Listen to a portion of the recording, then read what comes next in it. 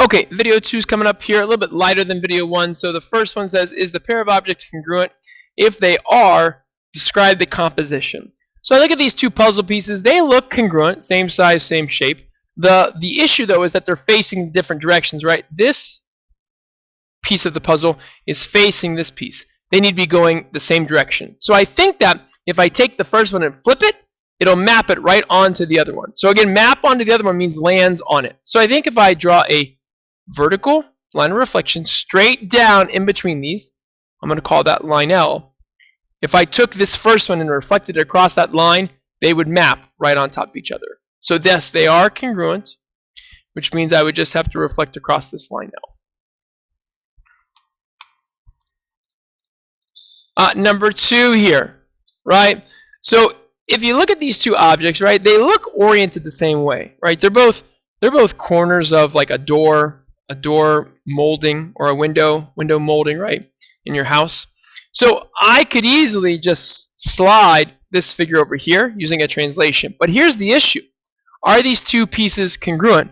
Well, they look the same shape, right? That's a right angle, that's a right angle. That angle looks the same as that angle. But look at how thick the first piece of framing is compared to the second piece of framing. They're different sizes. These guys are different sizes.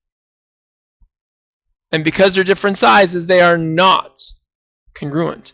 And if they're not congruent, there's not a rigid motion that we can use to get one to map onto the other. All right, lastly, this one. Okay, so if you take a look at these two, right, I need the one to map directly onto the other. Well, I think they're congruent in a sense that the rectangles are all the same shape. The problem is the orientation, right? You can tell that this red piece is up and down, this red piece is side to side. I need to turn this first piece. I'm going to turn it about its center, right? Now, if I turn it 90 degrees counterclockwise, that red piece will come down here. I'm going to erase that in a second, right? But then I don't think I can directly reflect it onto, it's going to be, I can't translate it and I can't reflect it onto this one. So instead what I'm going to do is I'm going to go a whole 270.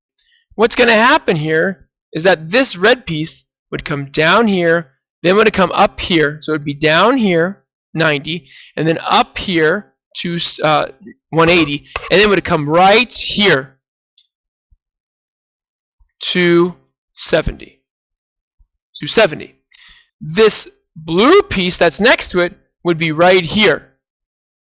And notice here, now, after you do that rotation of 270 degrees, now I think you could draw this vertical line of reflection and reflect this piece over here, and the red would land on the red, the blue would land on the blue. Okay? So this first rotation is 270, followed by this reflection across L. This is a composition. Composition. The first one is a rotation of 270 degrees. That'd be counterclockwise around the center C. Let's call that a point C. And then the second one will be a reflection across that line L. That would get you one onto the other, so these two figures are going to be congruent.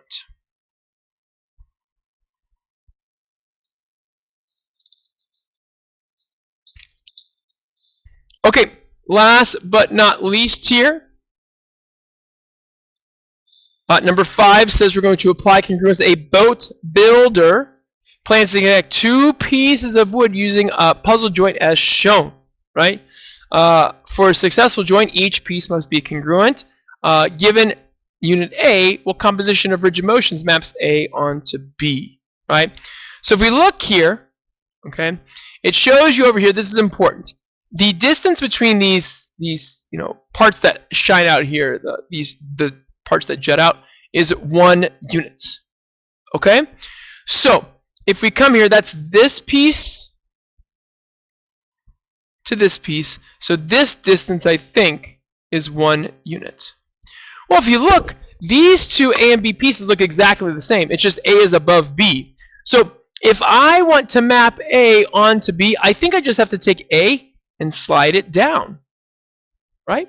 And I'm going to slide it down the distance between these two dotted segments, which is that 1 unit. So I think that I'm just going to translate this 0 left and right and 1 down. That would be a translation, right?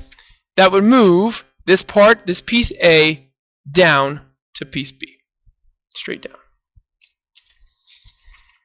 All right, and there we go. Okay? So thanks for watching these videos. Hopefully your practice goes well today.